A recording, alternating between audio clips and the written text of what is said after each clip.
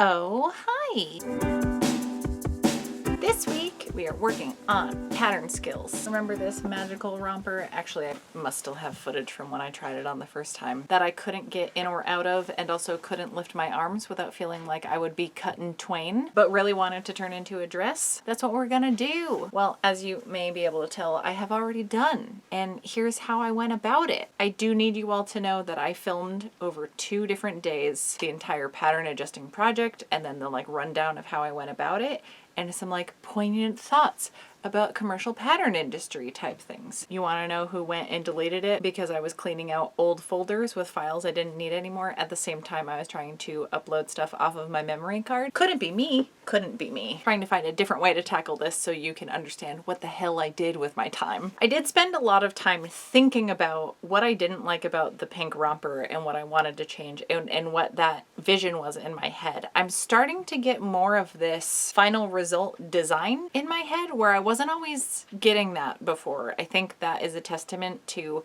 my skill building, because I would kind of take a thing and then just see what happened, where I do have that end vision in mind now, where even when I did have an idea in mind, there was a much bigger gap between what I wanted to happen and what actually happened, which feels good. That feels like I'm getting better at things. So I knew the bodice needed to be longer, and I knew that I wanted to swap out the shorts for an A-line skirt, because the shorts did flare out at the bottom and I did like the shape that gave. I just didn't like what was happening in the crotchal region. Since I deleted all of the footage of me actually altering the pattern, here's a little tiny mini version I made with the scrap pieces of the paper that I use. So the easiest part to tackle was lengthening the bodice pieces. Now this wrap top part is based off of the Sophia pattern from the Make It Simple book from Tilly. On her patterns, as most patterns do, there's a point marked on the bodice where it's the most appropriate spot to shorten or lengthen the piece. So I cut along that line on the front bodice piece, the back bodice piece, and the front facing piece. Not the bit that goes around the back here, because that was going to stay the same length, like the neck hole, but the pieces that come down the front. Look at me accounting for adjustments in all of the places that will be affected by the first adjustment that I'm doing. I'm not usually very good at that, but I'm trying to just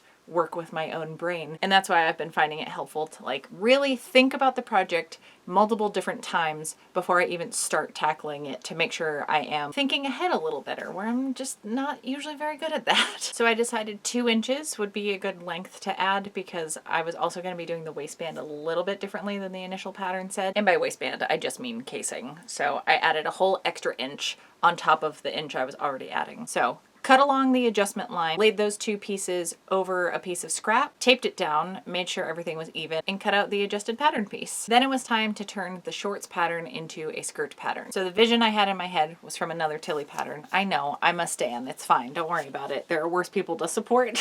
This skirt right here, the Delphine skirt from her first book, Love at First Stitch, also not sponsored by her. I just really like her books. Have I talked about them enough? Fangirling aside, this skirt, I like the shape of it. I didn't want it to be a full circle skirt. I didn't want to deal with gathering for this dress. I just wanted it to flare out a little bit. The skirt piece, though, because it goes into a fitted waistband, wasn't as wide as the shorts, which are going to get cinched up with elastic. So I laid the skirt pattern over the shorts, extended the center line because the skirt piece is longer than the shorts are, shimmied the skirt pattern over to the other side of the top of the shorts so that when I drew that side seam line, it would be starting at the widest part of the shorts waistband. Does that make sense? I needed to make the skirt bit wider, basically. And then I just connected the curve at the bottom because I also like how the hem shape is. And then I had my new skirt piece. The initial skirt pattern pieces, you're supposed to cut 2 on fold, but what I wanted to do was color blocking, so I needed to cut 4 halves, I guess quarters at that point, huh? So once I had done all of that finagling, I actually made a mock-up, which is something I'm trying to force myself to fucking go through the process of, because it seems like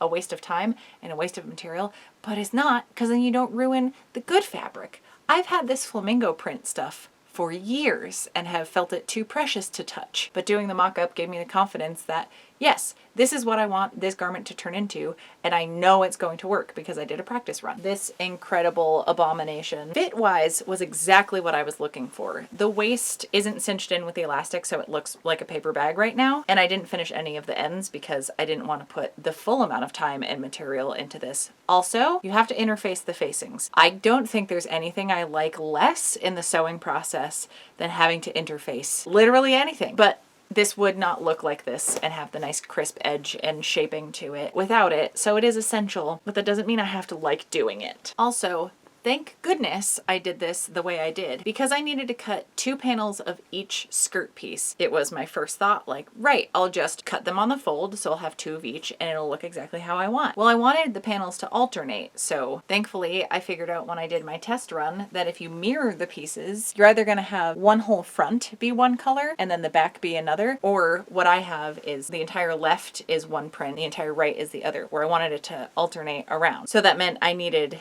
2 lefts out of the flamingo fabric and 2 rights out of the pink fabric, which obviously makes sense, but I wouldn't have thought about it until I cut the mock-up and figured it out ahead of time. And that saved a lot of stress and headache and wasted fabric. So glad I did this, because I would have been absolutely kicking myself if I hadn't figured out the skirt part. That's the kind of shit, man. It's like I don't think ahead enough, even though I think I am. There's like steps I don't even know to walk myself through, because it seems very obvious it should be done this way.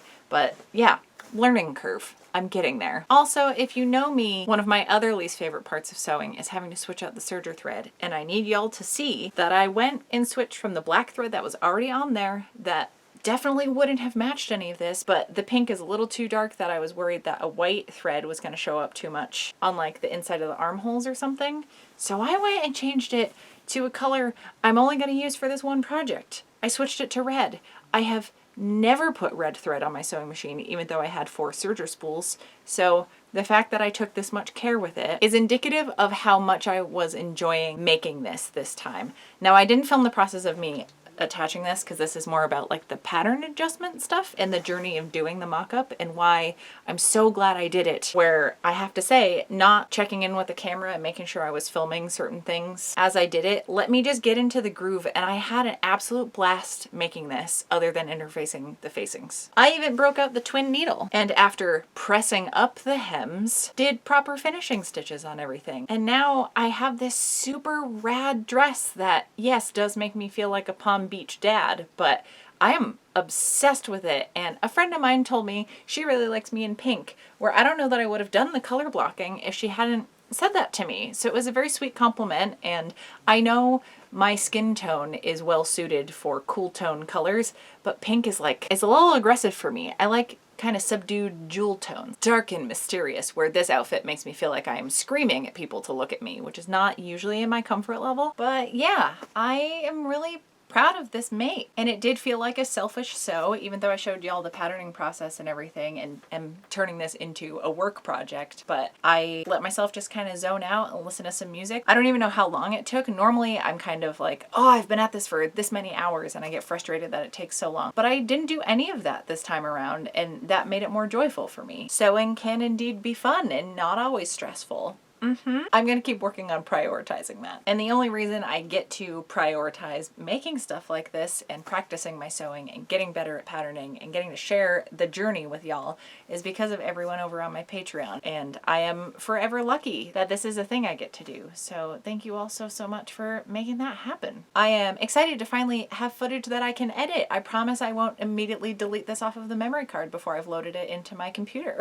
Bert's gonna help me edit. He's a great assistant. That's not true. He usually tries to suck me into a nap. And sometimes I oblige, because he is the boss, and who am I to tell him no? But I will see you all back here next Friday with another video. Thank you so much for hanging out. After all that, how the fuck did I forget to add pockets?